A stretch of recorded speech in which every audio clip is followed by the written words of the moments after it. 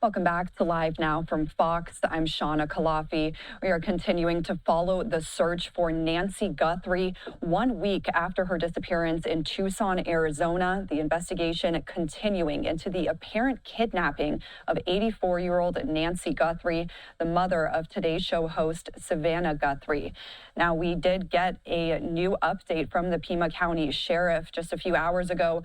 On X, they said the Nancy Guthrie investigation is ongoing. Follow-up continues at multiple locations. No suspects, persons of interest, or vehicles have been identified, and no scheduled press briefings. If anything significant develops, then a press conference will be called. That's according to the Pima County Sheriff just a few hours ago on X. And we also saw video of the search continuing outside of both Nancy's house as well as her daughter Annie Guthrie's house. This is some of that video that the Fox flight team got today. You can see investigators searching what looks like a manhole near Nancy's property. And those cameras capturing, again, searches both at Nancy's property as well as her daughter Annie's. This is a live look right now outside of Nancy Guthrie's home and another one outside of her daughter's home, where investigators have been again today and for the past several days. So for more on the latest in this investigation, let's bring in a law enforcement expert, Jamie Copenhaver. Thank you so much for being here with us. Good to be with you, Shawna. So let's start out with the new information that we got today. We have this on X from a Fox News writer saying Fox flight team's drone captured authorities using a pole to probe a manhole located behind Nancy Guthrie's home. So what do you take from this latest in the search, that manhole being investigated near Nancy's home? Also, law enforcement continuing to return not only to Nancy's home, but Annie Guthrie's home, her daughter, almost every day this past week. What do you think this could indicate in the progress of the investigation? It tells me they're certainly not leaving any stone unturned.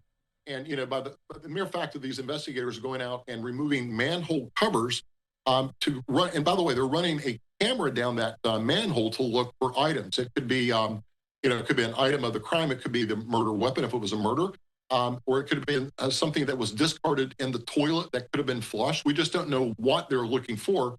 But the good news is they're leaving no stone unturned to look in these manholes.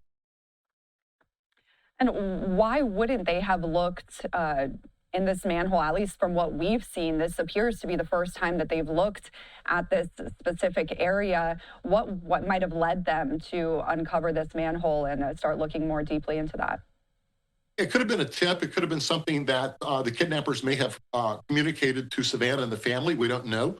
But what we do know is the sheriff has came out and agreed that he released that crime scene way too early. So, you know, they had released it back to the family, and shortly thereafter, they came back and re-roped the crime scene. FBI is on the ground. So, you know, the FBI has an amazing evidence collection team. They're there doing a one-on-one investigation, leaving no stone unturned, and the manhole covers would be encompassed in that search. You just don't know if the bad guy may have discarded something or something was perhaps flushed in the system, or they can recover some type of clue, if you will, from that manhole. And what we're watching now is some more of that new footage of today's search outside of Nancy's home. We also want to talk about the video, the newest video that was put out by Savannah and her siblings just last night. Let's play that out for you now, and then we'll get your reaction to some of the very specific wording that was used there. Let's listen to this. We received your message, and we understand. We beg you now to return our mother to us so that we can celebrate with her. This is the only way we will have peace. This is very valuable to us, and we will pay. So a lot of people have been talking, especially about the specific wording that was used in that latest video. Some also saying there was somewhat of a change in demeanor versus the previous videos put out by the family. So what do you think about the wording used here, saying that they understand, also that they want to celebrate and get Nancy back to them? What does that indicate here from your experience?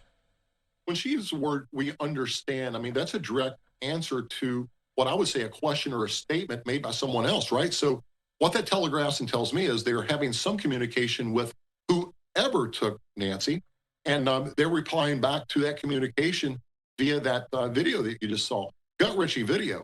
The other thing I take away from that video is the first video, they had a little bit more energy, if you will. In this video, if you take a look at the body language, the siblings are pretty much looking down. It's a grim look on their face.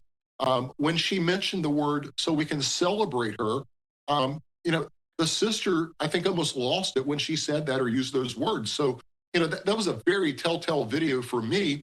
I'm not suggesting, and I pray that Nancy is well and alive, but it just doesn't look like it's going to end well based on some of the language in that video.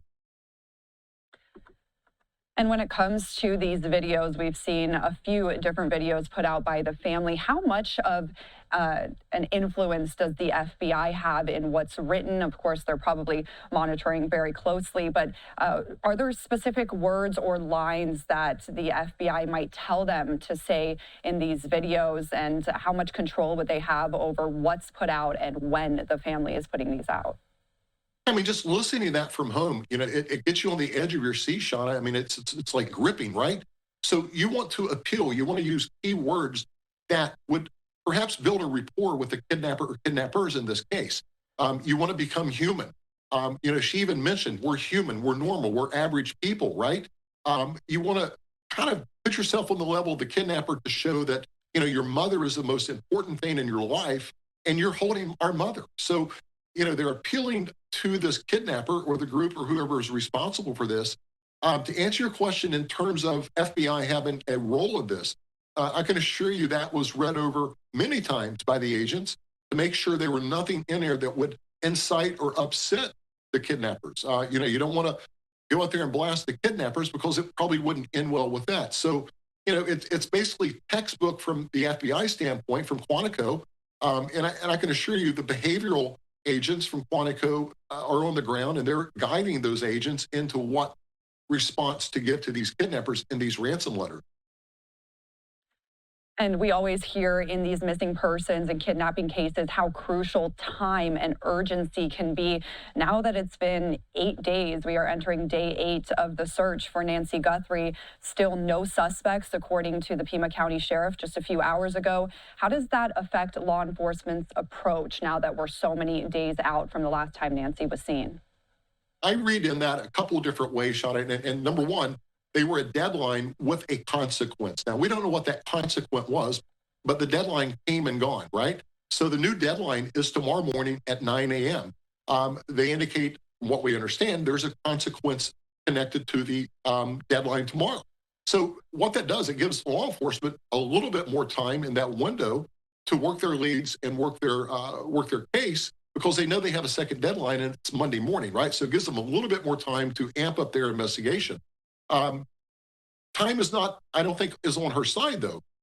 If you recall, she's on a pacemaker. She's on heart medicine, other medications that tell me that she has a severe heart ailment, if you will. So, it's unknown if the kidnappers actually took her medicine with them.